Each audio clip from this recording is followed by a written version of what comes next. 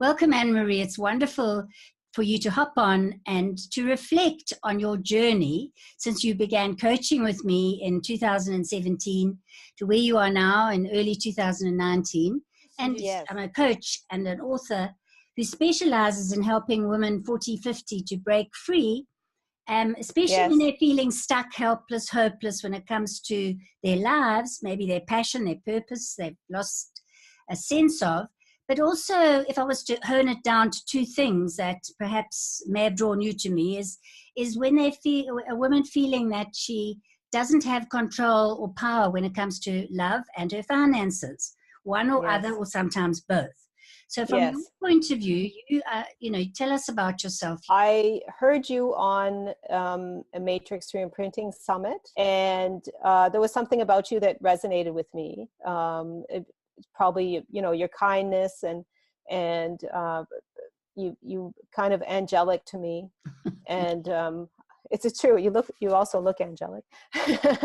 and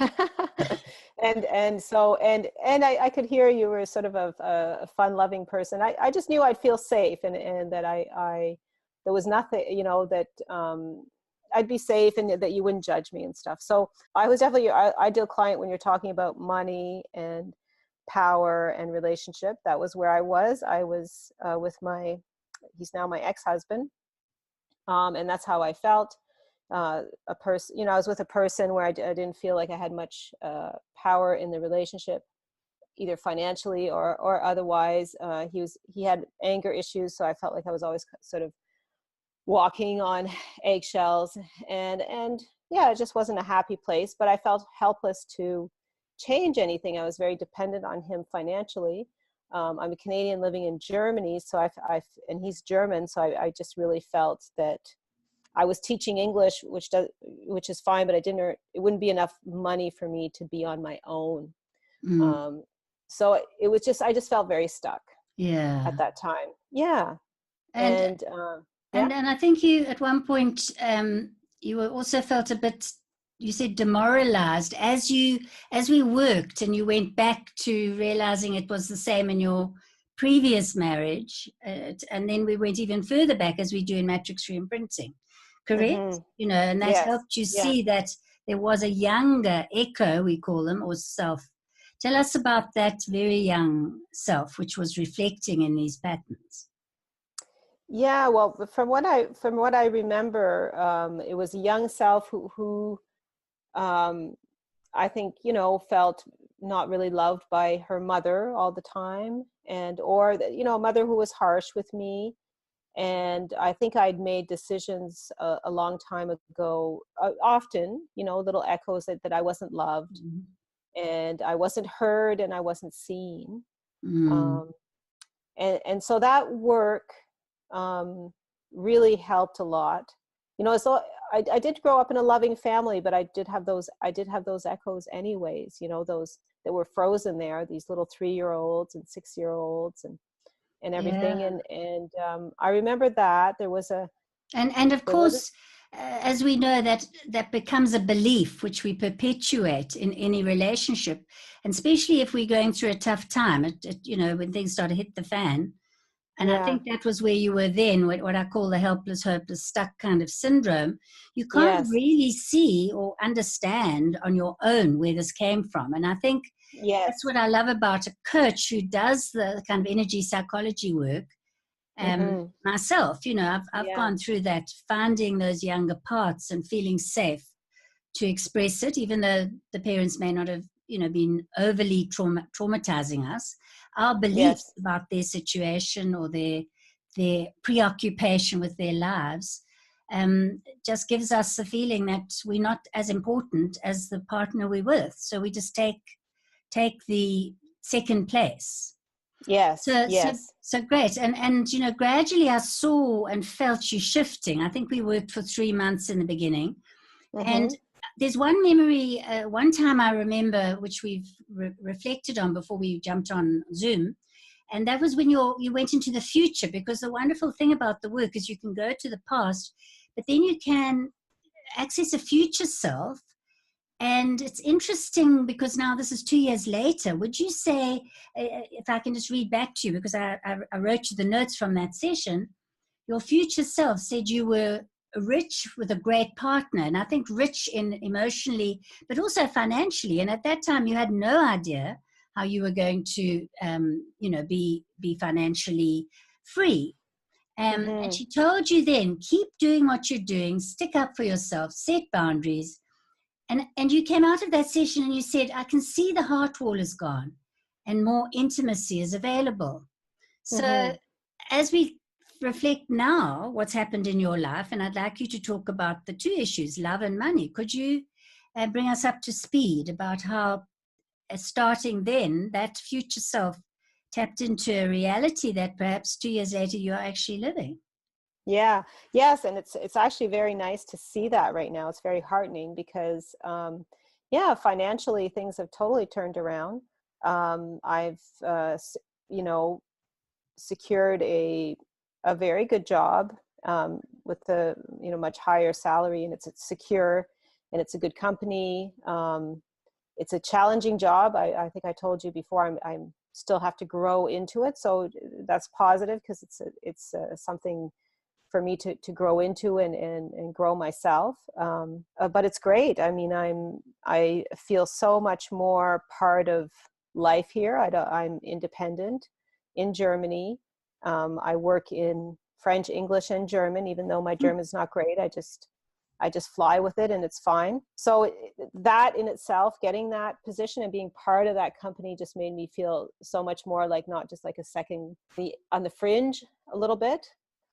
And also it's given me some financial independence, so I can support myself, which is great. And I just could not have imagined that I would have been able to do this. So that's wonderful. And romantically, I did get the courage to leave my husband, which was the best thing. It wasn't easy, because I was scared.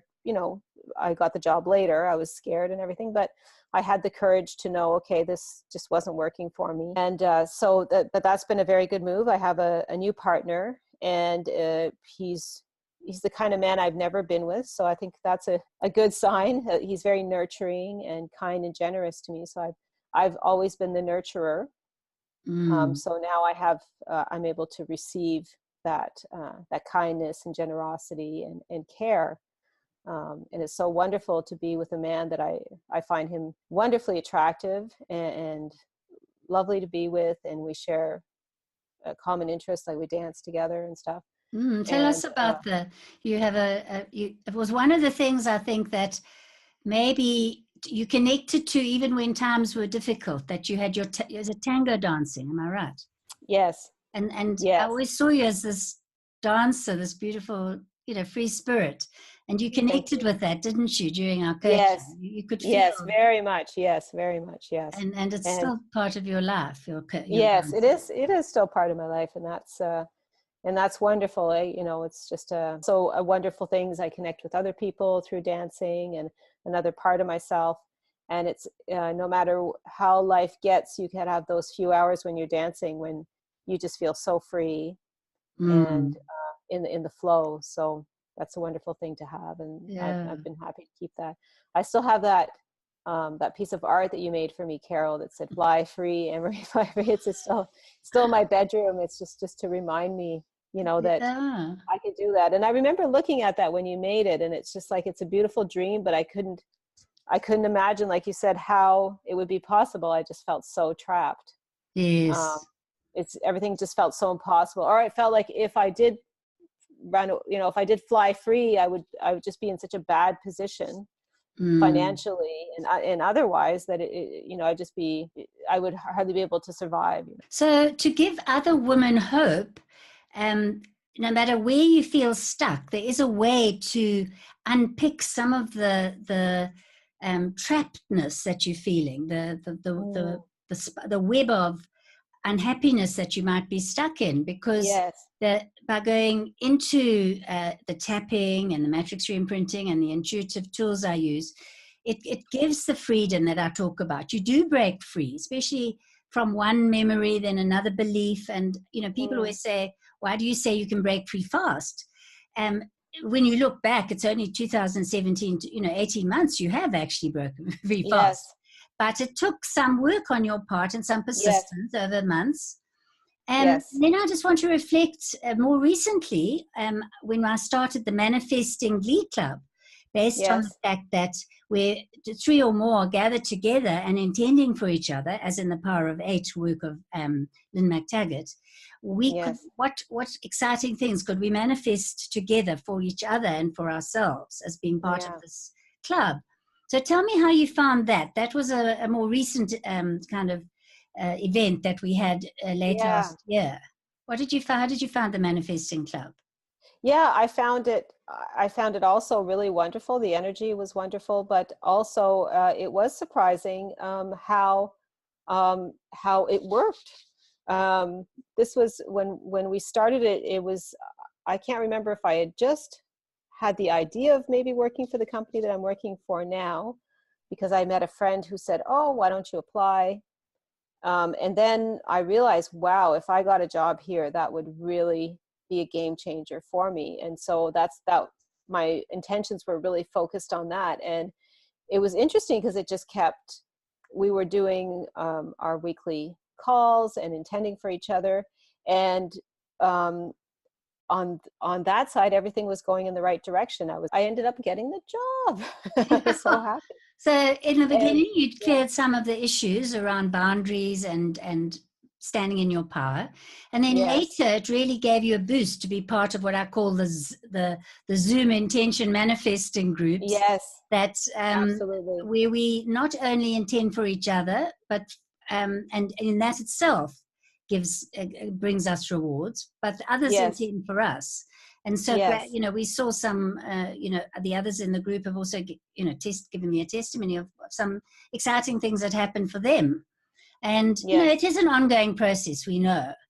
But I agree with you, for all of us joining together as well as the one-on-one coaching. So it's a beautiful combination for people who want to break free. So thank you, Annemarie. That was really... Thank you, Caryl. Yeah, it was wonderful, having this catch up. And just let's end on the note of one of the things we reimprinted, because we always reimprint a memory in each session. But there was like homework for you, some affirmations that came out. And I just want to, for our listeners, the one was, I'm lovable and deserving of kindness, love, and appreciation. Yeah. The other was the Louise Hay famous thing, life loves me. Loves me. Yeah. Yeah. So I think just to leave people with that message of hope.